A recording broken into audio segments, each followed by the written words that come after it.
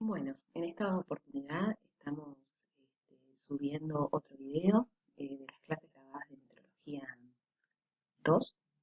En esta ocasión vamos a estar hablando de la humedad, de la estabilidad y la inestabilidad de la atmósfera.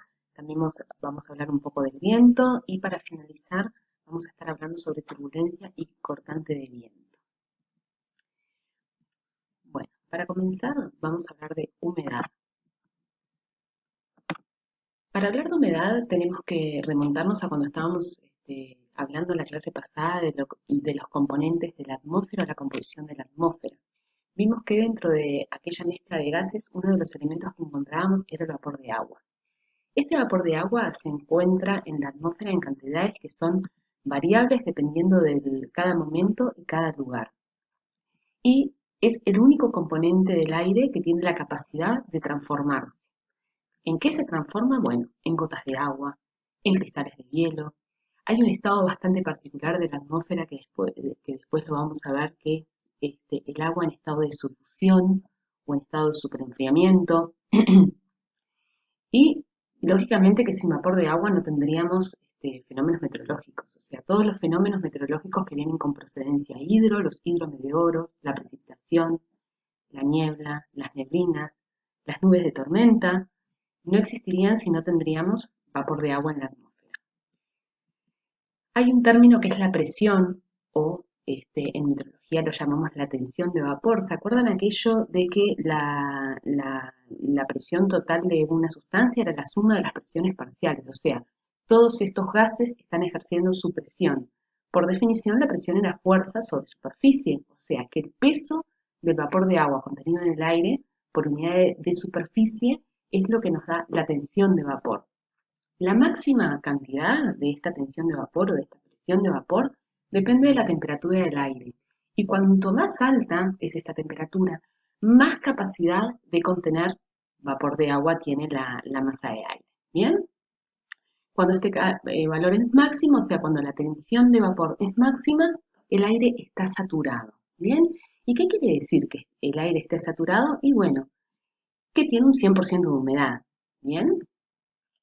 Punto de rocío. Este es un término que ustedes ya lo deben conocer de cursos anteriores y de hecho en aeronáutica ya lo están utilizando. ¿Qué es el punto de rocío? El punto de rocío es la temperatura a la cual debe ser enfriado el aire para alcanzar el punto de saturación con respecto al agua. ¿Ah? Entonces, ¿de dónde sale este valor de punto de rocío? De unos instrumentos que en la primera clase nosotros estuvimos hablando, que era el par ciclométrico.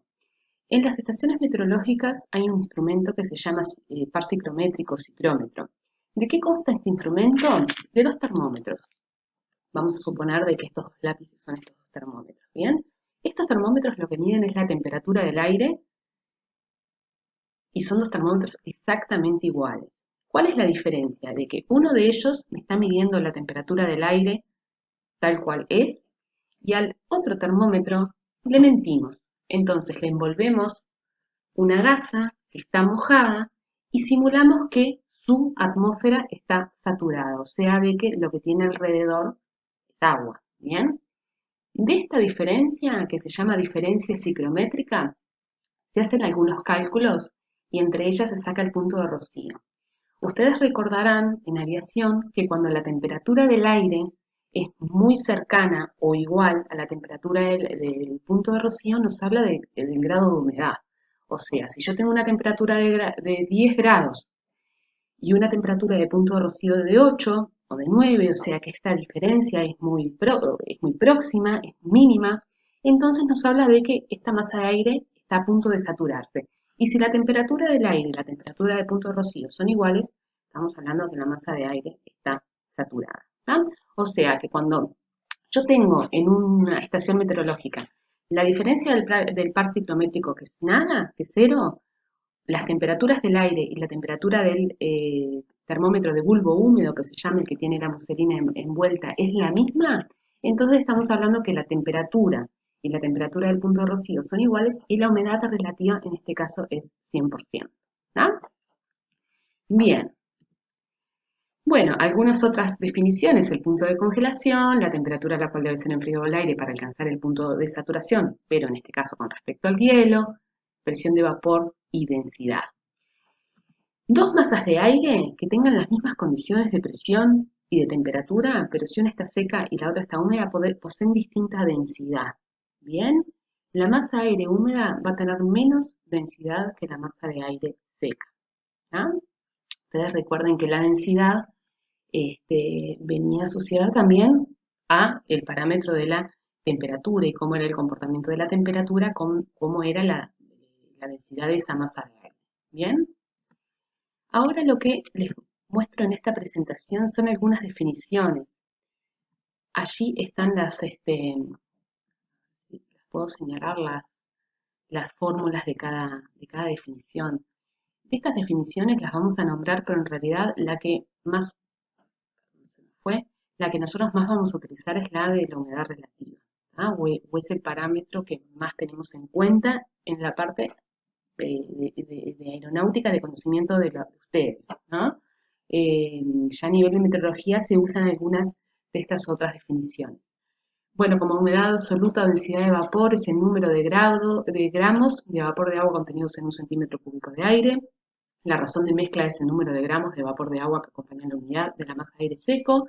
La humedad específica es la masa de vapor contenida en unidad de masa de aire húmedo y la humedad relativa es la que vamos a ver ahora. Bien. Por definición, la humedad relativa, que es la razón entre la presión de vapor efectiva y la presión máxima o presión de saturación, pero expresadas en porcentaje. Entonces, tenemos por un lado que esta E es la tensión de vapor y esta E es la tensión de vapor, esta E sub S que está por debajo, es la tensión de vapor de saturación. ¿Ah? O sea que esto es lo que tiene, a ver si se ve el cursor, lo de arriba es lo que tiene la masa de aire y lo de abajo es lo que tiene que tener para estar saturada la masa de aire. ¿Ah? Tensión de vapor de saturación. Si este cociente lo multiplicamos por 100, entonces obtenemos el valor en porcentaje. ¿Qué es lo importante de esto? Que como hablábamos al principio, eh, cuanto más alta sea la temperatura, mayor capacidad de contener vapor de agua tiene esta atmósfera, vamos a decir. Y ustedes sabrán, haciendo una analogía de lo que era el punto de rocío, de que cuando las masas de aire se enfrían, la humedad tiende a subir. ¿Esto a qué se debe? A que cuando esta temperatura, a ver si pueden seguir el cursor, la tensión de vapor de saturación viene de la mano de la temperatura, o sea, al ser la temperatura alta, esta tensión de saturación va a ser alta, ¿bien? O sea que este cociente va a aumentar, por lo tanto, la humedad relativa va a disminuir.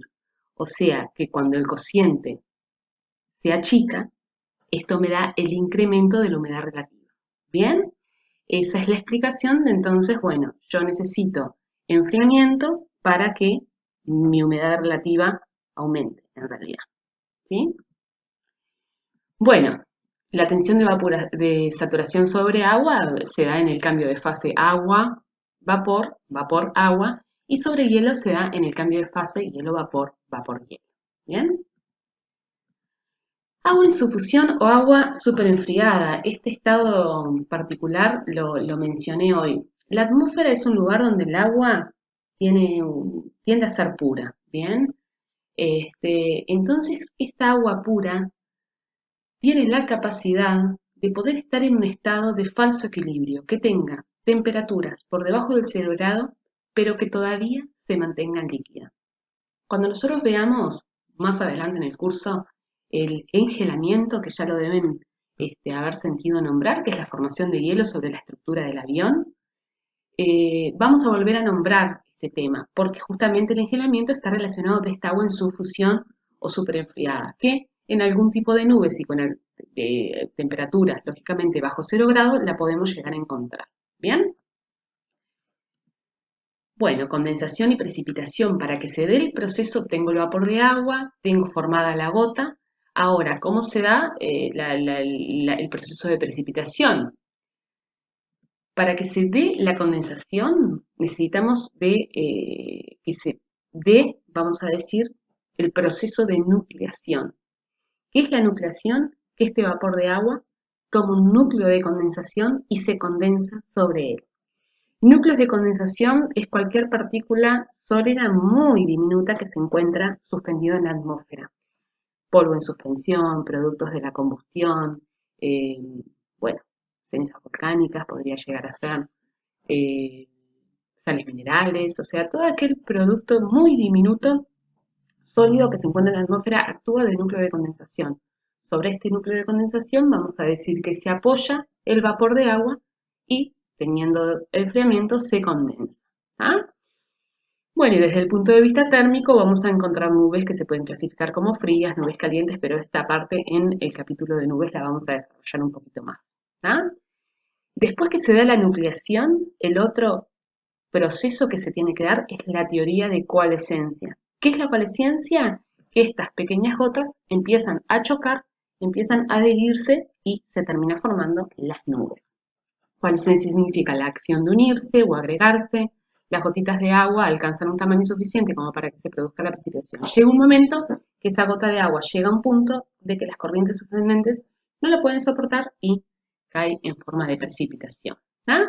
Bueno, eso era con respecto a la humedad, el contenido de vapor de agua y todo lo que estuvimos comentando. Ahora vamos a hablar sobre lo que es la estabilidad y la inestabilidad atmosférica. ¿Bien? Para poder hablar del equilibrio de la atmósfera, vamos a hablar de equilibrio estable, equilibrio inestable y equilibrio indiferente. ¿Tá? ¿Cómo lo vamos a explicar? El equilibrio estable vendría a ser aquel en el cual la masa de aire resiste a moverse verticalmente y si lo hace va a volver a su posición normal. Eso vendría a ser un equilibrio estable. Un equilibrio inestable es cuando una masa de aire, al ser desplazada, continúa moviéndose verticalmente sin volver a su posición inicial y el equilibrio indiferente viene a ser cuando la masa de aire, al ser desplazada, continúa equilibrada. ¿Tá? Para poder reflejar esto en algo más de la vida cotidiana, tenemos el ejemplo de estos conos. ¿Ah? A ver si los ven. Bueno, en este caso, de este lado, podríamos decir de que este equilibrio es estable. O sea, si este cono está apoyado en su base, yo le ejerzo una fuerza desde arriba y lo muevo, como el cono está apoyado en la base, va a volver a su posición inicial. Yo le aplico la fuerza, el cono se mueve y vuelve a su posición inicial. ¿Ah? Eso vendría a ser un equilibrio estable. Un equilibrio inestable es este caso. Vamos a suponer que el cono está apoyado en la punta. Entonces yo le ejerzo una fuerza y ese cono cae y no vuelve nunca más, a menos que lo levante, a su posición inicial. ¿Tá? Eso sería un equilibrio inestable. Una masa de aire al ser desplazada comienza moviéndose verticalmente sin volver a su posición inicial. Y en este último caso vendría a ser el equilibrio indiferente. Vamos a suponer de que el cono está acostado, entonces yo la fuerza que le ejerza va a hacer que ese cono se mueva, pero en el lugar donde haya quedado vuelva a continuar estando equilibrado. ¿Tá? Cuando nosotros tenemos un equilibrio estable en la atmósfera, lo que nos habla es que esa masa de aire, después que se movió, vuelve a su posición inicial, o sea que hay resistencia al movimiento. Y cuando hablamos de un equilibrio inestable, esa masa de aire después de que se movió no vuelve al, al, al movimiento, al lugar, perdón, en donde estaba, o sea de que hay inestabilidad. ¿Bien? La estabilidad de la atmósfera se va a determinar por la variación de temperatura con la altura, en el aire que rodea la masa de aire que asciende o desciende, y la variación en sí misma que experimenta la masa de aire. O sea, esa masa de aire está aquí, sube, y si va adquiriendo variaciones en la temperatura y se va adaptando a esa nueva posición en la que está, entonces esa masa de aire va a seguir subiendo. Y eso habla de inestabilidad. Ahora, cuando no se genera ese cambio y esa masa de aire quiere subir, pero se resiste, entonces lo que tenemos es estabilidad, un equilibrio estable. ¿Bien? Bueno, ¿qué es un proceso diabático? Un proceso diabático es aquel proceso que se produce de tal forma que, por más de que el gas cambie de volumen, presión o temperatura, no experimenta variaciones en la cantidad de calor. Bueno, entonces para entender cómo se dan los procesos adiabáticos en la atmósfera, vamos a suponer o poner el ejemplo de qué es lo que pasa con un motor a pistón, ¿verdad? Con el movimiento del émbolo, ¿bien? Donde eh, el gas va a cambiar de volumen, va a cambiar de presión o temperatura, pero sin experimentar intercambios de calor con el exterior. ¿Por qué? Porque en un motor a pistón lo que eh, se, se trata de que suceda es de que esto tenga la mayor eficiencia térmica para convertir esa energía en movimiento. ¿Bien?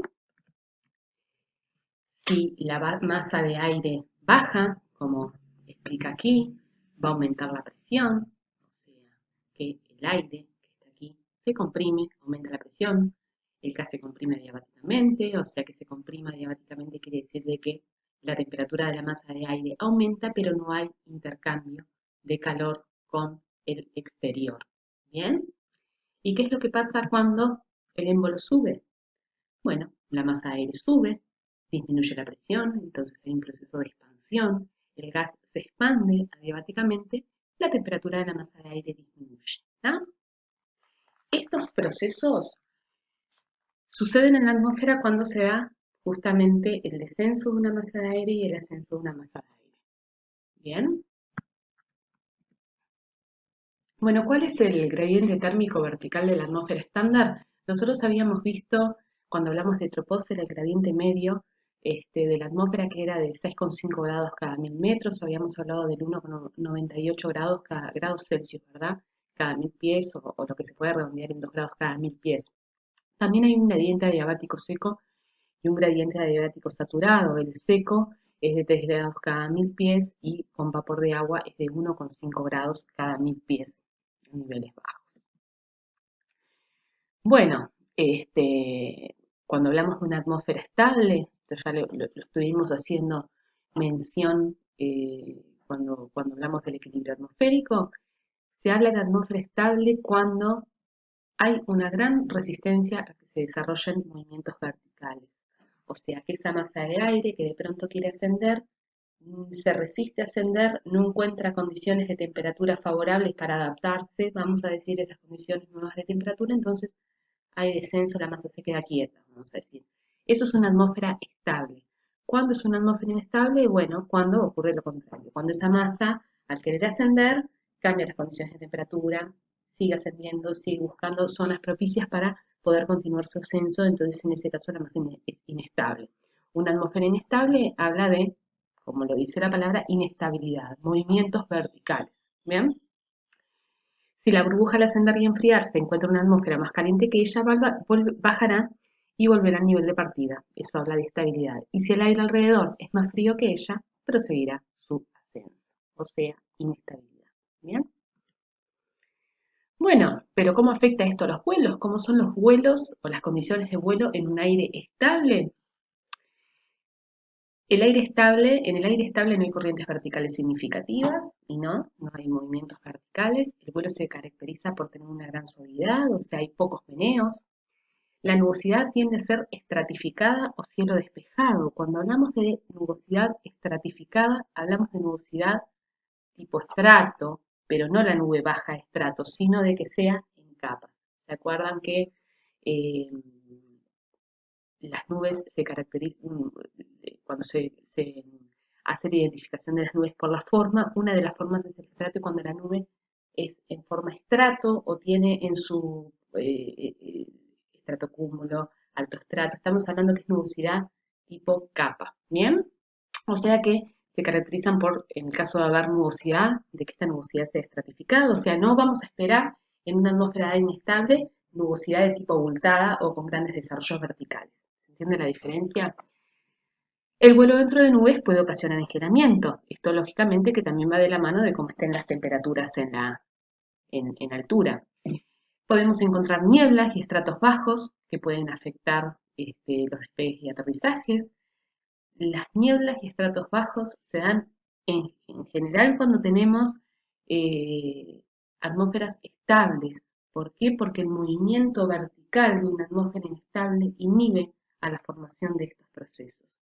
Bueno, y pueden ser favorables también para la onda de montaña, que eso lo vamos a ver un poquito más adelante.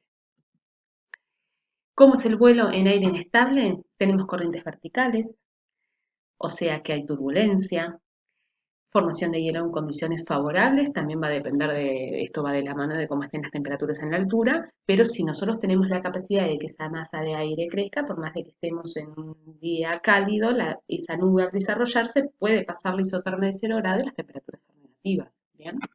Nubosidad de desarrollo vertical y las condiciones para aterrizajes se dan con buena visibilidad. ¿Por qué? Porque no tenemos esta estabilidad que favorece a la formación de niebla y neblina, o sea que la visibilidad es buena, pero los vientos pueden presentar rachas. Tenemos una atmósfera que está moviéndose. ¿Ah? Bien, esto era todo con la parte del capítulo de estabilidad e inestabilidad atmosférica. Ahora vamos a hablar de viento. El viento no es más ni menos que aire en movimiento. La atmósfera en realidad es un fluido. Este fluido rara vez se encuentra en reposo.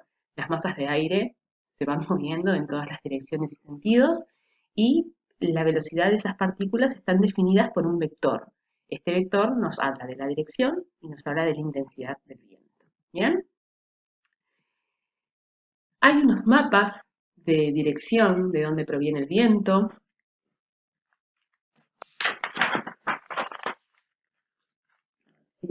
Se ve este dibujo. Los mapas de vientos y temperaturas en altura lo que nos indican son la dirección de donde proviene el viento con flechas y la intensidad del mismo con barbas y banderolas. Entonces, en los mapas de viento nosotros vamos a encontrar estas representaciones del viento.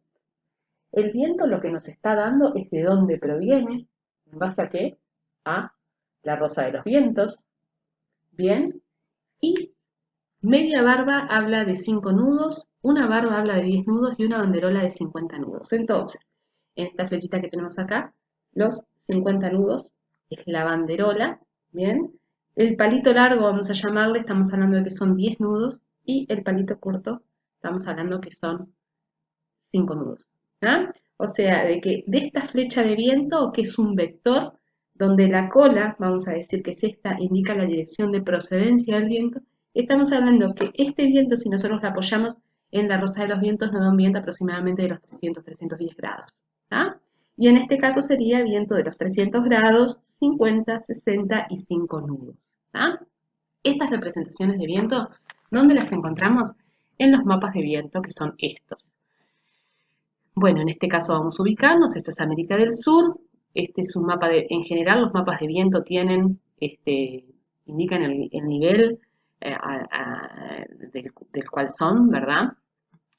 También están acompañados de las temperaturas, pero ahora nos vamos a concentrar solo en la parte de vientos, donde nos indica la dirección de procedencia y las intensidades. Si nosotros vamos, por ejemplo, acá donde está el cursor, estamos hablando de un viento de procedencia de los 200, capaz que 250 grados y 100 nudos. En este caso, unos 250 grados y 60 nudos. Siempre observen el cursor. En este caso, estamos hablando de también unos 250 grados de pronto y 50 nudos, y en este caso unos 250 grados y unos 45 nudos. Así es que se interpretan los mapas de viento. Siempre tengan en cuenta que el lado donde están las barbas y banderolas es el lado de la cola de la flecha o la cola del vector, vamos a decir, o sea que es el lugar de donde procede el viento. ¿Bien? Aquí tenemos otra representación. Y aquí tenemos otra representación que es un poco más familiar, que es la del Servicio Meteorológico Nacional Argentino, donde nosotros estamos aquí. En este caso, este es un mapa, es viejo, pero el contenido es el mismo que se utiliza hoy en día. Estamos hablando que es para Fly Level 100, o sea que es para nivel 100, donde tenemos un viento también con tendencia de los 260 grados aproximadamente, y viento este prácticamente en todo, a nivel 100 y en todo el Uruguay, y con intensidades que van desde los 25 nudos, 35, alguna flecha que indica los 40 nudos. Esta es la forma de interpretar los mapas de viento. Ahí tenemos otro ejemplo. Bueno, para hablar del viento tenemos que incorporar otro concepto que es el gradiente horizontal de presión. Bien, ¿qué es el gradiente horizontal de presión? En todos los mapas, cuando nosotros hablamos en la clase pasada de las cartas de superficie, los mapas sinópticos, los mapas meteorológicos, cartas de superficie, nosotros habíamos hablado de que encontramos sistemas de alta, sistemas de baja presión, ¿tá? También se pueden llamar depresiones, anticiclones a las altas. Un centro de baja presión es un centro de baja con respecto al entorno, o sea, en este punto la presión es más baja que en todo su alrededor. Y en un sistema de alta presión, la presión en el centro del sistema es más alta que en todo su alrededor. Entonces, en un sistema de alta presión, la presión disminuye hacia afuera, vamos a decir, y en un sistema de baja presión, la presión disminuye hacia adentro. ¿Ah? ¿Qué es el gradiente horizontal de presión? Entonces, es la variación de la presión por unidad de distancia. ¿Y cómo se mide? Perpendicularmente a las isobaras. O sea que nosotros vamos a identificar el gradiente horizontal de presión como un vector. Es un vector. ¿Cómo está dirigido? De las altas a las bajas presiones. Entonces, en un sistema de alta presión, el vector gradiente horizontal de presión es el vector que va desde adentro del sistema hacia afuera, porque va de la alta a la baja presión, y en un sistema de baja presión es el vector que va dirigido, o sea, que se dibuja perpendicularmente a las isobaras, pero de afuera hacia adentro. ¿Por qué? Porque va de la alta a la baja presión. ¿Se entiende? Ahora, ¿qué es el gradiente horizontal de presión? Es cómo varía esta presión por unidad de distancia. Y ustedes recuerdan que cuando hablamos de mapas meteorológicos habíamos hablado que estas líneas que, si recuerdan, se llamaban isobaras porque eran líneas que unían puntos de igual presión atmosférica a nivel medio del mar. Estas líneas isobaras se dibujan de 4 en 4, ¿tá? O sea, que si esta es de 1008, esta será de 1012, 1016, 1020, 1024, ¿bien? Quiere decir de que este gradiente se da como los 4 milibares sobre la distancia que tenga entre una isobara y otra, porque por definición es la variación media de la presión por unidad de distancia medida perpendicularmente a las isobaras. ¿Ah? O sea que en este caso yo tendría una variación de 4 milibares, porque es la distancia entre una isobara y la otra, sobre una distancia, que esto es un ejemplo, ¿verdad? Capaz que no quedó muy proporcional el dibujo, pero en este caso unos 200 kilómetros. Y en este caso tengo la misma diferencia o la misma variación, porque estamos hablando de 4 isobaras, pero en 50 kilómetros. O sea que este gradiente horizontal de presión va a ser mayor que este gradiente horizontal de presión. ¿Ah?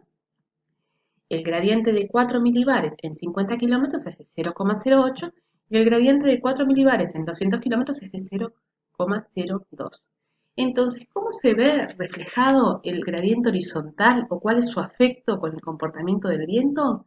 Es que cuando el gradiente es mayor, este caso, el gradiente es mayor, las isobaras están juntas y el viento es más fuerte. Y cuando el gradiente es menor, como el caso de los 4 milibares en 200 kilómetros, las isobaras están más separadas y el viento es más débil. ¿Tá? ¿Qué es lo que se tienen que grabar ustedes en las mapas meteorológicos? Cuando tenemos un apretamiento de isobaras, el viento es fuerte y cuando las isobaras se dispersan, el viento es más suave. ¿Ah? Efecto sobre la fuerza del viento del gradiente horizontal de presión. Bueno, como estábamos hablando, la fuerza que produce el movimiento del aire es el vector pH, que es el vector gradiente horizontal de presión. Va dirigido de la alta a la baja presión y va de la alta a la baja presión con velocidad directamente proporcional al gradiente de presión. O sea que el viento es fuerte donde las isobaras están muy juntas y débil donde, en el lugar que estén separadas, como hablábamos recién. ¿Bien? Bueno, entonces, como habíamos dicho, en la atmósfera el aire tiende a ir de una zona anticiclónica de altas presiones, tiende a dirigirse a una zona de bajas presiones. De esta forma el vector sería perpendicular a las isobaras y de acuerdo al efecto del gradiente horizontal de presión sería más veloz cuanto más juntas estuvieran esas isobaras. Pero vamos a ver de que en la realidad esto no es tan así, no es tan sencillo, y sino que los vientos tienden a ser paralelos a las isobaras. Ustedes ya tendrán incorporado el concepto que en los sistemas de alta presión los vientos circulan en sentido antihorario, paralelos a las isobaras, y en los sistemas de baja presión la circulación es horaria, es ciclónica. Esto pasa en el hemisferio sur. En el hemisferio norte es lo contrario. ¿Está? Ahora, ¿cómo es la descomposición de vientos para que esto no sea tan así, de ir del viento perpendicular dando solo respuesta al efecto del gradiente horizontal de presión? Empiezan a intervenir otros vectores. ¿Tá? Entonces ahora lo que vamos a empezar a analizar es la descomposición de los distintos tipos de viento. ¿Bien? Bueno, para poder realizar esto necesitamos volver a incorporar la fuerza de Coriolis. ¿Se acuerdan que era aquella fuerza aparente que hacía que al ir atravesando paralelos de mayor o menor velocidad, las partículas de aire en este caso, o los proyectiles, o lo que sea que se esté moviendo en la atmósfera, el hemisferio sur tiende a desviarse hacia la izquierda del movimiento? ¿Tá? Bueno, la Tierra, como ya lo hemos incorporado, no está inmóvil, sino que está girando con una velocidad que está marcada aquí. Esta rotación es constante, bien. En el hemisferio sur, la fuerza desviadora de Coriolis hace que el viento se desvíe hacia la izquierda del movimiento, como ya lo expresamos. Bien. Bueno, entonces, ¿qué es lo que pasa con la descomposición de los vectores del viento? Vamos a suponer, y vamos a seguir el cursor en la imagen, de que esta partícula de viento está atravesando primero isobaras que son rectas, de 1016, 1012, 1008, 1004, como ven van de 4 en 4, estas líneas isobáricas, bien, o líneas isobaras. El gradiente horizontal de presión es el vector que está marcado en amarillo, o sea que es el vector pH, y va de la alta a la baja presión, o sea, en todos los casos sube. La fuerza desviadora de Coriolis, perdón que se me fue la imagen, hace que el movimiento de esta partícula se vea desviado a la izquierda del movimiento, perdón que se me fue de vuelta la imagen. Bien, llega un momento que cuando la partícula va atravesando isobaras paralelas, o sea que vamos a ver ahora después los preceptos o las reglas que necesitamos para que el viento geostrófico se dé, llega un momento que la fuerza de gradiente horizontal de presión o el vector pH se equilibra con la fuerza desviadora de Coriolis, y es así que surge el viento geostrófico. ¿Ah? Es un viento que en general está en altura y tiende a ir paralelo a las isobaras. Entonces, la configuración de los mapas de viento con viento paralelo a las isobaras se da por el viento geostrófico, o sea, no es solo el vector gradiente horizontal de presión que va de la alta a la baja presión con velocidad directamente proporcional al gradiente de presión, sino que se incorpora otro elemento que es la fuerza de Coriolis. ¿Ah? ¿Qué es el viento geostrófico? No es un viento real, sino que es una aproximación al viento real. Se basa en algunas hipótesis, como por ejemplo que la corriente se supone rectilínea, que hablemos de una corriente rectilínea, hablamos de isobaras como líneas rectas, o sea, no sería este el caso, sino que tendríamos este caso donde las isobaras tienden a ser rectas, ¿bien? Por lo tanto, si las isobaras son rectas, no hay aceleración centrípeta, la velocidad es una constante y el movimiento se supone libre de fricción. Por eso es que hablamos de un viento en altura, libre de cualquier incidencia del terreno. ¿Tá? Esas son las condiciones para el viento geostrófico. El viento geostrófico, ¿cómo tiende a ser? Proporcional al incremento de presión e inversamente proporcional a la distancia entre dos isobaras. Esto es un poco lo que ya habíamos hablado del efecto del viento solo con el gradiente horizontal de presión. Si las isobaras están próximas, el viento es fuerte, y si están separadas, el viento es flojo. ¿Ah? El viento es paralelo a las isobaras rectilíneas y está equilibrado, o sea que es el equilibrio resultante entre qué dos fuerzas, entre la de gradiente horizontal de presión y la fuerza de Coriolis, como vimos recién. ¿Ah? Esto es un detalle en los mapas de viento,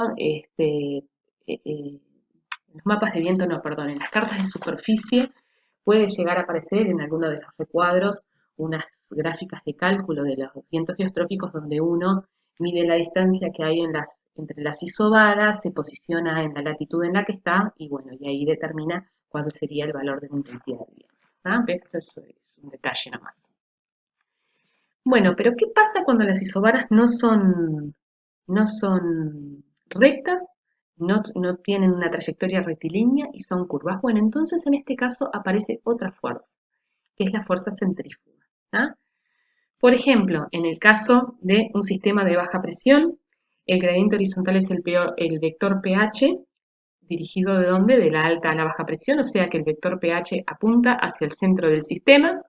Después tenemos la desviación de Coriolis, ¿verdad? Que nuestro hemisferio era hacia la izquierda del movimiento, la flecha roja termina siendo la resultante, y la fuerza centrífuga que apunta hacia afuera.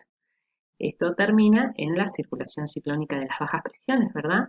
Y en las altas presiones, el vector pH, que es el gradiente horizontal de presión, apunta hacia afuera, como se ve aquí, la desviación de Coriolis hacia la izquierda del movimiento y la fuerza centrífuga apunta hacia afuera. O sea, que el viento de gradiente es otra aproximación al viento real, pero aparte de tener los vectores gradiente horizontal de presión y fuerza desviadora de Coriolis, la resultante termina incluyendo a la fuerza centrífuga.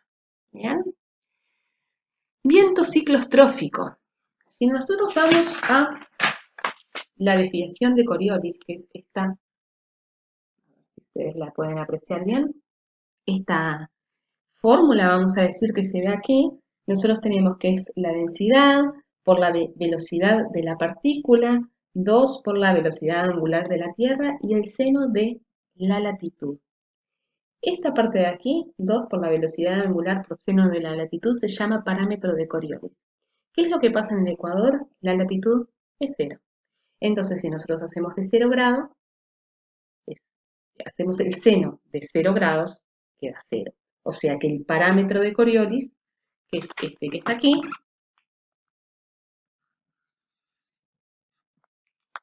se anula. ¿Se ve ahí? Al anularse el parámetro de Coriolis, se anula el vector fuerza desviadora de Coriolis. ¿Está? La desviación de Coriolis en el Ecuador es 0. ¿Por qué? Porque la latitud es 0. Las fuerzas que actúan en esta región entonces son solo el gradiente de presión y la fuerza centrífuga, y esto da lugar a un viento que se llama viento ciclostrófico. Bien, en este caso en el Ecuador el viento tendería a cruzar perpendicularmente a las isobaras. Ahora hay un efecto de rozamiento del suelo. Hoy dijimos, cuando hablamos de viento geostrófico, teníamos algunas concepciones previas como que unas sean isobaras rectas, pero que el movimiento esté libre de fricción. ¿Por qué? Porque si estamos muy cerca de la superficie, lo que no nos encontramos es con el freno, el efecto del rozamiento del suelo. ¿Bien? ¿A qué llamamos capa de rozamiento? Bueno, la que se encuentra entre el suelo y los 1000 metros de altura. En esta zona, la masa de aire en movimiento se ve desviada y frenada por la superficie, a consecuencia, lógicamente, del rozamiento-fricción. El rozamiento lo que hace es disminuir la velocidad del viento y hace que el aire no vaya tan paralelo a las isobaras, sino que se va desviando a través de las isobaras de alta o de baja presión. ¿Tá? Entonces vemos de que en las bajas presiones, como muestra acá la figura, el viento tiende a ir hacia adentro del sistema, y en las altas presiones el viento tiende a converger hacia afuera del sistema. Esto que ayuda a que, bueno, en las altas presiones en general sean de un relativo buen tiempo, y en las bajas presiones como que todo ayude a que esto se enrosque se termina reflejando en que en general los sistemas de baja presión son de mal tiempo. ¿Bien? Este viento que está incluido el efecto del rozamiento se llama viento agiostrófico. ¿Ah? O sea, ¿qué es el viento agiostrófico? Es aquel que añadido al viento geostrófico para obtener justamente el viento real, está dirigido hacia la zona de baja presión, es importante en la capa de rozamiento. Con la altura el viento gira hacia la izquierda en el hemisferio sur, por el efecto de Coriolis, aumenta su intensidad hasta llegar a la atmósfera libre. El viento agiostrófico se va reduciendo hacia anularse casi por completo y soplar el viento sensiblemente paralelo a las isobaras. O sea, todo esto que vimos son aproximaciones al viento real. Nosotros vamos a tener la concepción y vamos a volver de nuevo a esta imagen de que en general cuando nosotros tenemos un sistema de alta presión, en general no, cuando hay un sistema de alta presión, el viento circula en este sentido, o sea, de forma antihoraria, y en las bajas presiones el viento circula en forma horaria o en forma ciclónica. ¿Ah? Ahora, ¿cómo descomponemos este viento? Si es en superficie y estamos hablando de viento geostrófico, le vamos a tener que incorporar el efecto de rozamiento del suelo. Si nosotros hablamos de un viento geostrófico, ya es un viento más de altura, que ahí no tiene forma de no circular paralelo a las isobaras. Cuando hablamos del viento ciclostrófico, es en el ecuador y el parámetro de Coriolis en ese caso queda anulado. ¿Ah? Y el viento de gradiente no se da en isobaras rectas, sino que se da en isobaras curvas. ¿Por qué? Porque aparte de la fuerza de gradiente horizontal de presión y la fuerza desviadora de Coriolis, agregamos la centrífuga. ¿Bien?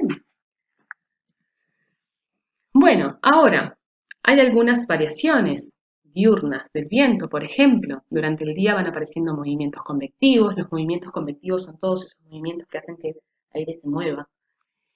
Producto del calentamiento, van apareciendo pequeños remolinos en la capa próxima al suelo y este proceso se llama proceso de mezcla turbulenta. ¿Ah?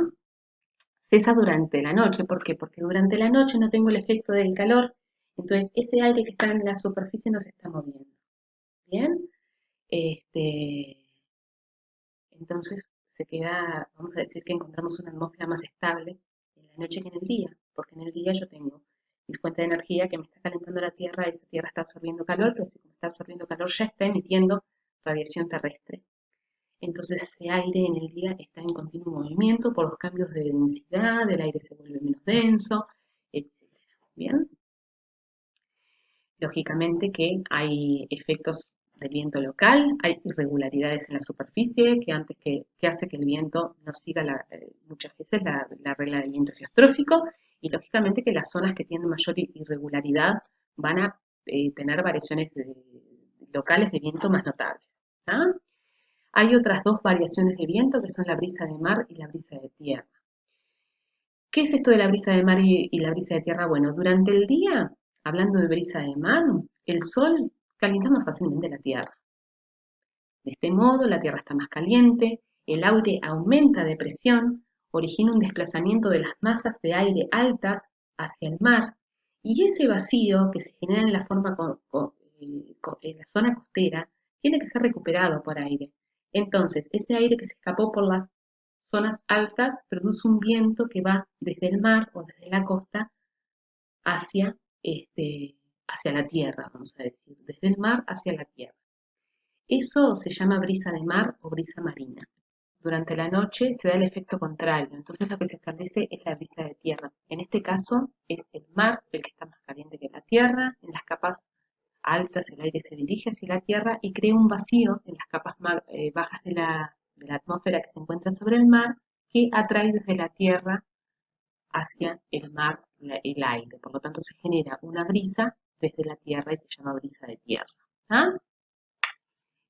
Aquí en esta imagen vemos cómo se produce la brisa de mar en el día, la brisa de tierra en la noche. La brisa de mar es más importante que la brisa de tierra, por una cuestión que las diferencias o los contrastes térmicos entre el mar y la tierra en el día son mucho más significativos, más fuertes que en la noche. Y esta brisa de mar puede penetrar incluso entre 16 y 25 kilómetros para dentro de la costa, ¿verdad? Para todos los aeropuertos que están próximos a las costas. Esto puede generar un efecto bastante significativo, principalmente en el verano, que es donde hay más contrastes térmicos, y bueno, y como ya les venía diciendo en el día. ¿Ah? Bueno, otro de los efectos locales del viento son cuando el aire es forzado, el viento orográfico, cuando el aire es forzado a modificar su recorrido por pendientes orográficas o pendientes en el terreno. ¿Bien? Hay un efecto que se llama canalización de valle o cañón. El viento tropieza sobre una montaña, es desviado y modificado. Y si la distribución orográfica es tal que hay dos montañas que están juntas, que están muy próximas, entonces el aire se ve obligado a penetrar por el estrecho canal que configuran las montañas próximas. ¿Ah? Aquí actúa lo mismo que el teorema de Bernoulli, entonces hace de que la velocidad de ese fluido aumente cuando esa sección por la que pasa el aire disminuye. Bien, como se ve aquí en el dibujo. vientos canalizados, se llaman a los vientos que pasan por una canalización de valle o cañón. Bueno, brisa de valle, por la mañana comienza a calentarse las paredes del valle, se establece una distribución de presión desde el valle a las laderas de la montaña, el aire caliente se desplaza por la pendiente hacia arriba, entonces se dice que la brisa de valle se llaman vientos anabáticos o vientos que suben, viento ascendente en el día, y en la noche pasa lo contrario, se da la brisa de montaña o de pendiente. Por la noche la circulación es a la inversa, el aire en contacto con las laderas se hace más frío que el aire que está sobre el valle y desciende por la pendiente de la montaña, originando la brisa de montaña o de pendiente. Bien, se producen vientos catabáticos, o sea que los vientos anabáticos se dan en el día, son vientos que se dan por la ladera de la montaña hacia arriba, vientos que suben, y los vientos descendentes son los vientos catabáticos y se dan por el efecto de la brisa de montaña o pendiente. Viento Foehn. El viento Foehn es un viento seco, caliente y que fluye a sotavento de la montaña. Cuando nosotros hablamos de sotavento, barlovento es del lado donde proviene el viento y sotavento es el otro lado. ¿Ah?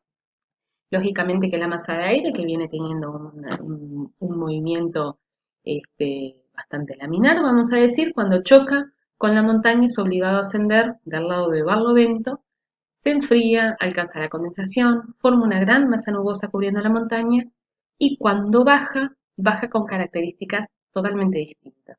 Baja como un viento seco, como un viento caliente y fluye a sotavento de la montaña y en general con formaciones bastante turbulentas. ¿Ah?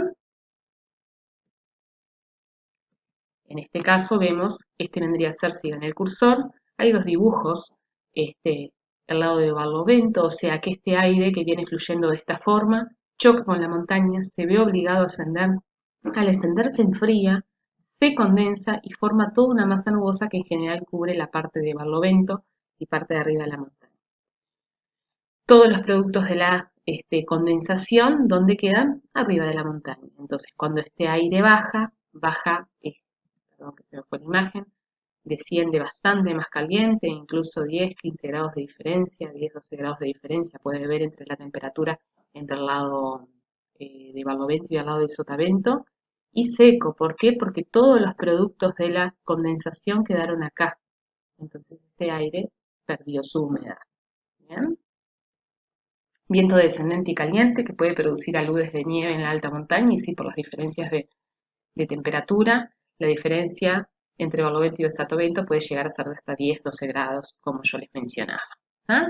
Bueno, eso es todo con respecto a lo que es el viento y los efectos locales del viento. Ahora lo que vamos a hablar es un poco de turbulencia y cortante de viento. Bueno, esto ya lo hemos mencionado. ¿Cómo es el movimiento de un fluido? Bueno, puede ser laminar o turbulento. En un movimiento de fluido laminar, la velocidad no es grande y el recorrido de las partículas es ordenadamente rectilíneo, o sea que es un movimiento laminar, rectilíneo. Ahora, cuando el movimiento de un fluido se vuelve turbulento, la velocidad de la partícula aumenta, el recorrido tiende a ser desordenado y comienzan a aparecer perturbaciones. ¿Ah? ¿Cómo definimos entonces a la turbulencia? Una atmósfera turbulenta es aquella en la cual las corrientes de aire experimentan grandes variaciones en cortas distancias. ¿Ah? Estas corrientes van desde pequeños remolinos hasta fuertes corrientes de dimensiones muchísimo más grandes. ¿Bien? Hay una escala para definir un poco la turbulencia. Se determina esta escala de acuerdo al área afectada y hablamos de que la turbulencia puede ser de gran escala o escala sinóptica cuando hablamos de proximidades de la corriente de chorro, o sea, zonas de turbulencia que afecten miles de kilómetros. Cuando hablamos de escala media estamos hablando de cientos de kilómetros, una turbulencia que puede estar asociada a frentes, a tormentas, a ondas de montaña, donde no hablamos de miles de kilómetros, pero sí una zona geográfica afectada por turbulencia de cientos de kilómetros.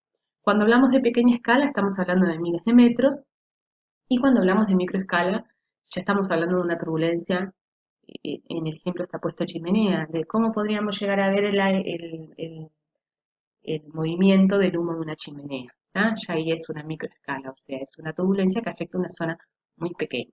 ¿Bien? Bueno, ¿cómo es la reacción de la aeronave con la turbulencia? Y bueno, va a variar de acuerdo a algunas cuestiones, como por ejemplo la diferencia de la velocidad del viento entre corrientes adyacentes, o sea, cómo varía el viento entre esas corrientes que están en movimiento, el tamaño de la aeronave, la carga alar, la velocidad indicada y qué posición tiene mi avión en vuelo. Dependiendo de estas cuestiones, va a ser cómo sea finalmente la reacción de la aeronave a la turbulencia. ¿Ah? ¿Qué definimos como racha? Aquella variación brusca del viento tanto en dirección como intensidad. Entonces hay algunas definiciones que no vamos a hacer mucho hincapié, como la velocidad máxima de racha, que es el valor instantáneo máximo durante los 10 segundos, una velocidad mínima de racha, que es el valor instantáneo mínimo durante 10 segundos, el tiempo de formación de la racha, la duración de la racha y la fluctuación de la racha, que es la desviación máxima en 10 minutos. ¿Cómo se clasifica la turbulencia? Bueno, vamos a ver una clasificación ligera, moderada, fuerte y extrema. Estos dibujos que están aquí a la derecha son los dibujos que luego vamos a ver de que aparecen en las cartas de tiempo significativo, más al final del curso cuando nosotros empecemos a hacer el análisis de información meteorológica que contiene esta información, bueno, vamos a ver representados estos dibujos en los mapas. ¿Ah?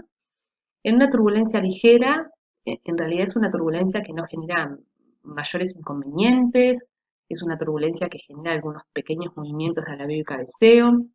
Ya en una turbulencia moderada, lógicamente que la tripulación y pasajeros deben colocarse el cinturón de seguridad.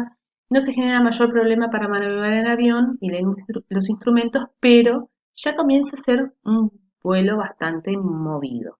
¿Ah? Ya en una turbulencia fuerte, la velocidad puede tener fluctuaciones que alcancen los 25 nudos o más.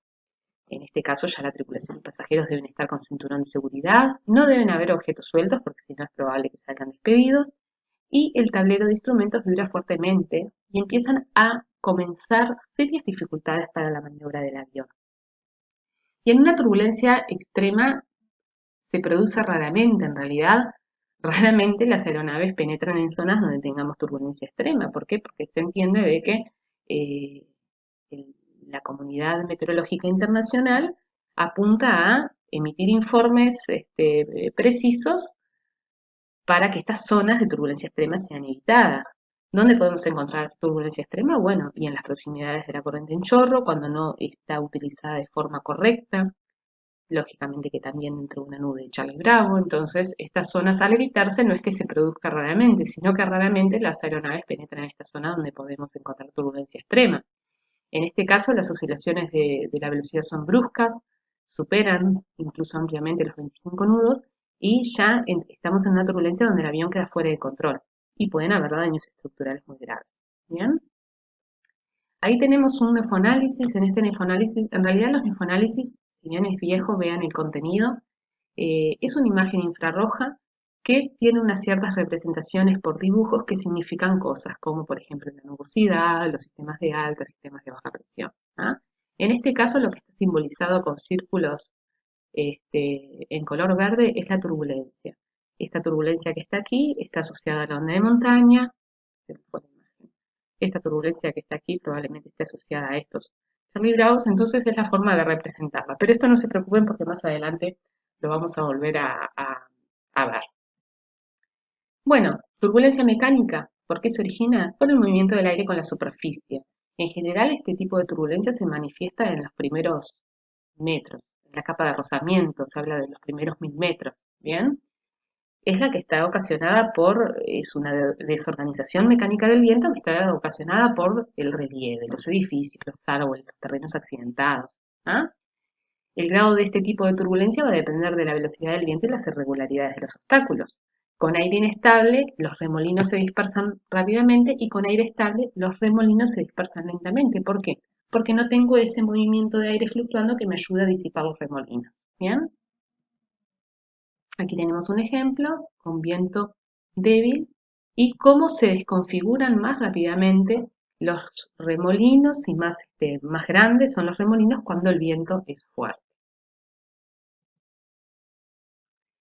En los aeropuertos, cuando tenemos turbulencia mecánica en los aeropuertos, y la aeronave se encuentra en una aproximación o despegue, la velocidad va a fluctuar dentro del espacio de onda de ráfagas y lógicamente que esto puede afectar a la sustentación del avión y el avión puede perder sustentación.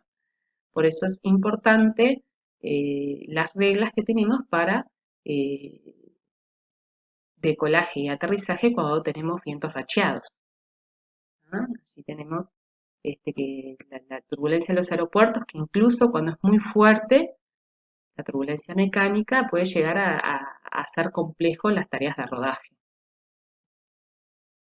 Bueno, una turbulencia orográfica es la originada por el rozamiento del aire en superficies con ondulaciones y cuando estas ondulaciones son importantes, ¿verdad? Hoy veíamos cuando hablábamos de viento Foehn que el viento viene con un recorrido bastante laminar, cuando choca con la pendiente se eleva, se genera todo lo de la nubosidad y cuando baja, baja como está en el dibujo este que estamos viendo, totalmente desorganizado.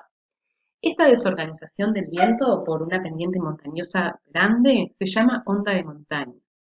¿Qué es la onda de montaña? Es un fenómeno ondulatorio que se da en el flujo del aire cuando choca con una barrera montañosa. ¿Qué habla de barrera montañosa? Por ejemplo, una cordillera.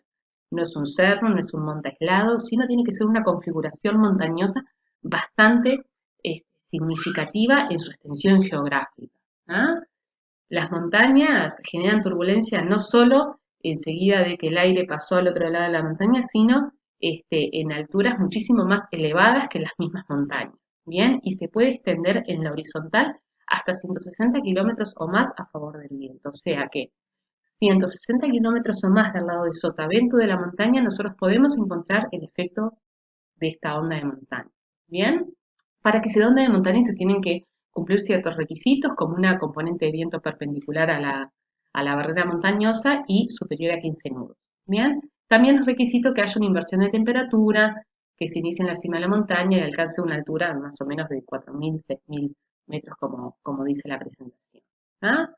Aquí está el dibujo donde nosotros vemos que la onda de montaña se genera en esta zona y hay nubosidad que es característica de la onda de montaña. Esta nubosidad es nubosidad del tipo rotor, que son nubes de tipo rollo, y altocúmulos de tipo lenticulares, ¿ah? Que son unos altocúmulos que tienen la forma como si fuera un lente, una lenteja. ¿Bien? Bueno, esta configuración de turbulencia orográfica de onda de montaña da tres zonas de turbulencia bien delimitadas. Una zona baja, que es de aire muy inestable, que están asociadas a lo que son las nubes de Foehn, las nubes de rotor, es una zona muy turbulenta. Después hay una zona intermedia que es estable, donde el flujo prácticamente es laminar. En esta zona de intermedios donde se forman las nubes lenticulares, los altocúmulos lenticulares, que son esos altocúmulos que yo les mencionaba que tienen forma de lente. Y bueno, y una zona alta, que ahí sí, la zona vuelve a ser muy turbulenta, es la zona que, si aparte de onda de montaña encontramos la corriente en chorro, esa turbulencia se vuelve extrema. O sea que el único sitio donde se podría llegar a pasar vendría a ser la zona intermedia, que es la zona donde el flujo es estable. ¿Ah? Y después, dependiendo de la nubosidad que presente esta onda de montaña, si es oculta, normal o invisible. Cuando es oculta, hay nubosidad que es abundante y enmascara la onda. Ahora, no quiere decir de que si la onda es seca, o sea, si no tenemos nada de nubosidad, que no haya onda de montaña. Ahí va a depender de si el aire es húmedo o si le queda algo de humedad a ese aire o tiende a ser seco. ¿Se acuerdan que cuando vimos de viento Foehn hablamos de que en general el viento a sotavento de la montaña tiende a bajar totalmente seco porque pierde todos los productos de la condensación en la alta montaña? Bueno, de no ser así, entonces hay nubosidad. Si no, se torna invisible, o sea, la onda es seca y cuando la configuración normal vendría a ser siguiendo el esquema de la nubosidad que mencionamos, las nubes lenticulares, las nubes de rotor. A lo que voy con esto es de que por más de que no haya nubes lenticulares ni nubes de rotor, no quiere decir de que no haya onda de montaña, ¿verdad? La onda de montaña está, o puede estar, lo que no forma es nubosidad. ¿Bien? Bueno, turbulencia térmica. Para que se produzca la turbulencia térmica se necesita que haya inestabilidad. Si no hay inestabilidad, si no hay corrientes verticales de aire, entonces no tenemos turbulencia térmica. ¿Por qué se da la turbulencia térmica? Y bueno, por el calentamiento de las capas bajas de la troposfera y el enfriamiento de las capas superiores o de las capas altas de la troposfera. Entonces, tenemos por abajo aire cálido que es ascendente y por arriba aire frío que es descendente. Lógicamente que este cambio brusco de aire descendente y aire ascendente puede llegar a generar, por ejemplo, si estoy próximo a la cabecera de pista, una desviación de lo que sería la senda programada de planeo. Bien. El desigual calentamiento de las superficies también genera la turbulencia térmica, superficie de pasto, concreto, zonas rocosas, o sea, las superficies por una cuestión de calor específico tienen mayor o menor capacidad de absorber energía y por lo tanto de emitir energía terrestre. Al ser estas energías emitidas más largas o más cortas, dependiendo de la zona, entonces me genera turbulencia térmica. Bien, en este primer ejemplo se ven corrientes más altas, digamos, adelante de la senda de planeo, lo que me haría que las corrientes convectivas me lleven arriba de lo que sería la trayectoria normal de planeo. Y en este dibujo siguiente es al revés, lo que tengo son corrientes muy cortas, entonces mi trayectoria de planeo quedaría por debajo de lo que sería la trayectoria normal. ¿Bien? ¿Cómo podemos llegar a reconocer la turbulencia convectiva? Y bueno, que hayan cúmulos de buen tiempo. Cuando aparecen estos cúmulos, este tipo de nubes características, esto nos habla de que bueno, puede haber turbulencia por debajo de la nube y dentro de la nube, como allí se ve en el dibujo. Bueno, la turbulencia también está relacionada con ascendencias y descendencias. Los movimientos verticales van a depender de convergencia y divergencia de la masa de aire. ¿Cuándo decimos que tenemos convergencia? Cuando el campo de viento es de naturaleza que obliga a que la masa de aire se contraiga. Y cuando hay divergencia, cuando esta masa de aire experimenta una expansión. Esto nos da que si tenemos convergencia en superficie y divergencia en altura, la masa de aire es obligada a ascender, da lugar a enfriamiento, condensación y por lo tanto pueden haber precipitación. Y sin embargo, si lo que tengo es divergencia en superficie y convergencia en altura, la masa va a sufrir un descenso y por ende habría calentamiento y se dissiparía la nubosidad. ¿Bien? Bueno, ahora vamos a hablar un poquito de cortante de viento. La cortante de viento genera ni más ni menos que remolinos. Estos remolinos generan corrientes y cambios en las velocidades del viento y se define la cizalladura o lo que nosotros conocemos o hemos escuchado como wind shear. ¿Qué es la wind shear o qué es la cizalladura? Es un cambio en el viento, ya sea en dirección o en intensidad, en velocidad o en ambos, pero en una corta distancia. ¿Ah? Vamos a hacer algunas definiciones como la racha aparente de cara, que es el aumento de la componente de viento en la cara o disminución de la de cola. Racha aparente de cola es el aumento de la componente de viento en la cola o disminución de la componente de viento de cara. Racha aparente de derecha o de izquierda, ascendente y descendente. Bueno, entonces, como decíamos, lo que se debe tomar en consideración, de acuerdo a las velocidades, el efecto de esta cortante de viento en las actuaciones del avión en la aproximación, ¿verdad? Cuando nosotros en la aproximación tenemos racha aparente de cara, lo que hay es un aumento de la velocidad indicada por una cuestión de que la racha está de cara, ¿verdad? Esto lo que hace es, nos da la tendencia, al tener una mayor velocidad, uno tiende a remontarse en la senda de planeo, o sea, levantar la nariz del avión para compensar justamente ese aumento de velocidad y terminar arriba de la trayectoria de planeo normal para esa aproximación. ¿Qué pasa si tenemos racha aparente de cola? Lo que disminuye es la IAS porque el aire de impacto es menor, vamos a decir. Entonces, lo que se tiende es a descender bajo la senda de planeo. Al ver que disminuye la velocidad indicada, se pica un poco el avión y lo que se tiende es a descender o ir por debajo de la senda normal de la trayectoria de planeo. ¿Qué es lo que pasa cuando tenemos una racha aparente de la derecha? El viento cruzado se deriva a la izquierda y lo que tenemos es la tendencia a desviarse hacia la derecha al tratar de corregir esta deriva y lo mismo pasa o lo contrario pasa cuando la racha aparente es de la izquierda. Cuando tenemos una racha ascendente, aumenta el ángulo de ataque y la sustentación. Si se pasa el valor crítico, el avión va a entrar en pérdida, lógicamente. Y con racha descendente, lo que disminuye es el ángulo de ataque, la sustentación, y ahí el riesgo es del impacto con el suelo, ¿verdad? Bueno, ahora, ¿cuáles son las situaciones meteorológicas típicas para que se formen estas constantes de viento? Y bueno, por ejemplo, en los frentes.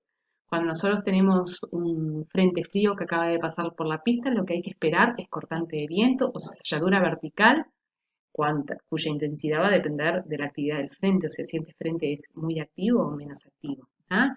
¿Por qué hay que esperarla después de que el frente haya pasado por la pista? Porque cuando nosotros tenemos, y presten atención acá en esta imagen, cuando nosotros tenemos un frente frío, el frente ya pasó por la pista, vamos a suponer que este es el pasaje del frente, o sea, este punto es el que está reflejado en, en las cartas sinópticas, el dibujo del frente está aquí, pero la zona de cambio de aire cálido y aire frío va a estar posterior, o sea que en esa zona es donde encontramos la cizalladura.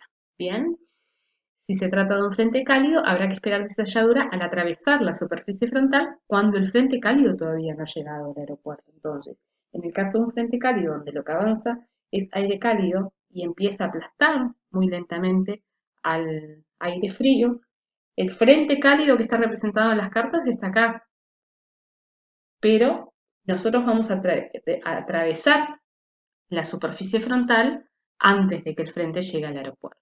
Eso es lo que habla en la presentación. ¿Ah? La intensidad debe depender de la diferencia de temperaturas entre las masas de aire y también del movimiento, de la velocidad de los frentes. En tormentas también es importante la cizalladura. Vamos a tener un capítulo más adelante específicamente de tormentas. Nosotros sabemos que dentro de la tormenta hay turbulencia, hay corrientes ascendentes y descendentes muy fuertes. Eso genera ni que hablar que cizalladura y cortante dentro de lo que es la misma nube, pero el fenómeno de reventón descendente y expansivo, que también podemos haber escuchado hablar como microráfaga, nos trae de que el aire cuando rebota contra la superficie de una fuerte corriente descendente de un Charlie Bravo genera esto que se ve aquí en el dibujo, remolinos. ¿Ah? Estos remolinos incluso pueden estar entre 10 y 15 kilómetros antes de que la nube de Charlie Bravo esté en el aeropuerto. No es ni más ni menos que el rebote de la fuerte corriente descendente que baja de la nube. Es como que yo abriera la canilla y el agua me salpica. Bueno, esto es lo mismo, pasa con una corriente descendente de Charlie Bravo. La corriente es muy fuerte, al bajar choca con la superficie y todo esto que se remolina es el viento. ¿Ah? Bueno, en un chorro de nivel bajo, una corriente en chorro de nivel bajo, vendría a ser una estrecha y corta corriente de vientos, pero que discurre en vez de en la alta troposfera, vamos a decir, en niveles bajos. Lo que genera este tipo de chorro de nivel bajo es cortante, cizalladura, y más si la asociamos a una inversión de temperatura. Bueno, las brisas, hoy ya estuvimos hablando de esto, si bien todas las brisas pueden producir cortantes de viento, la más importante es la brisa de mar, dijimos de que la brisa de mar se da de día y en general al haber más contraste de temperaturas entre la tierra y el mar, es más fuerte la brisa de mar que la brisa de tierra, que es la que se da en la noche. Los vientos alisios, que son semipermanentes en la región tropical del noreste del hemisferio norte y sureste del hemisferio sur, también pueden generar rachas de viento. Bueno, el rozamiento, todo aquello de los cambios vectoriales por la deconfiguración orográfica del terreno, los obstáculos, hablando de lo que es la turbulencia mecánica, la corriente en chorro. La corriente en chorro es muy útil para los aviones que vuelan a alta cota, pero si está bien utilizada. Si uno se sale de la línea propicia para el vuelo, se complica, porque vamos a ver después más adelante también la corriente en chorro, pero la corriente en chorro tiene una configuración donde de un lado hay aire caliente y del otro lado hay aire frío. Entonces, dependiendo en la zona que estoy, sí tengo mucha turbulencia o menor turbulencia. Entonces es muy buena de ser utilizada, pero hay que saberla utilizar. Tropopausa, cambios bruscos en las temperaturas. Ustedes recuerden que la tropopausa era la zona donde la troposfera deja de ser troposfera y pasamos a otra capa que se llamaba estratosfera. ¿Se acuerdan en aquella primer clase donde vimos la división de la atmósfera dependiendo del comportamiento de la temperatura con la altura. Entonces yo vengo con una temperatura que está en disminución y en un momento o en la tropopausa esa disminución deja de disminuir, queda constante y en un leve aumento. Bueno, ese cambio de temperatura genera también cortantes de viento. Condiciones especiales de cortante de viento, bueno, cuando tenemos una inversión de temperatura en bajos niveles, este tipo de inversiones de temperatura generalmente se dan en invierno, en un cortante de viento en una zona frontal y en la turbulencia en aire claro. La turbulencia en aire claro en general está asociada a la corriente en chorro. Las inversiones de temperatura que se forman cerca de la superficie se dan cuando hay una zona de calma y otra de vientos más fuertes, que es lo que genera los remolinos. Estos remolinos causan fluctuaciones en la velocidad indicada cuando un avión asciende o desciende a través de esa inversión de temperatura. Y aquí tenemos el dibujo. O sea que aquí sería la zona de la inversión y cómo afecta a esta aeronave que está decolando. Bien. Bueno, ¿a qué se deben las inversiones de temperatura? Por irradiación nocturna, por mezcla turbulenta, por advección de aire cálido sobre una superficie fría, en brisas de mar y brisas de tierra, montañas y valles, y las inversiones en los frentes. Cuando nosotros hablamos de inversión de temperaturas, estamos hablando de que la temperatura se comporta de una forma y de golpe se invierte. Es decir, el comportamiento en la troposfera normal es que la temperatura descienda 6,5 grados cada 1000 metros. ¿Se acuerdan? Ese comportamiento, si no es de descenso de temperatura y aumenta, en ese caso hablamos de una inversión. ¿Ah? ¿Por qué puede darse por radiación nocturna? Y bueno, porque hay veces que es al revés. Ah, principalmente en invierno, cerca de la superficie, nosotros podemos encontrar de que la temperatura en vez de disminuir, aumente. ¿Por qué? Porque la capa que está en contacto con la superficie, por radiación nocturna justamente, se termina enfriando más rápido que el aire que está en contacto con ella. Entonces ahí, en esa situación, también tenemos inversiones de temperatura. En una zona frontal, si el frente está acompañado de un sistema nuboso, hay que esperar la turbulencia que implica el mismo y al cambiar abruptamente el viento en la zona frontal genera una turbulencia originada por la cortante de viento. Volvemos al dibujo. Dependiendo del tipo de frente, lo ponemos acá, frente frío, frente caliente. El frente frío genera principalmente nubosidad de tipo convectiva. ¿Por qué? Porque es una masa de aire frío que viene con bastante potencia, que viene siendo empujada por un sistema de alta presión, que empuja este aire caliente, menos denso, que se eleva rápidamente, y el tipo de nubosidad que se genera es generalmente convectiva. O sea, que en el caso de haber este tipo de nubosidad, esperar la turbulencia que implica, la turbulencia y la cortante que implica la nubosidad del frente. Bien, lo otro que puede pasar es el cambio brusco de una zona de aire cálido a una zona de aire frío. O sea, si el frente, por ejemplo, un frente cálido que todavía no haya pasado por el aeropuerto, yo estoy volando dentro de aire frío y de golpe paso a volar un aire menos denso, bueno, esa turbulencia también también genera cortantes y cambios en el viento. Bien, y bueno, eso sería todo de esta clase número 2. Mantenemos el contacto, nosotros nos vamos a estar comunicando por los mensajes de la plataforma Moodle o vía mail, así que ante cualquier duda, esperamos que esta nueva herramienta sirva de acompañamiento para lo que es el estudio de la materia y bueno, quedamos a las órdenes ante cualquier consulta. Muchas gracias por la atención.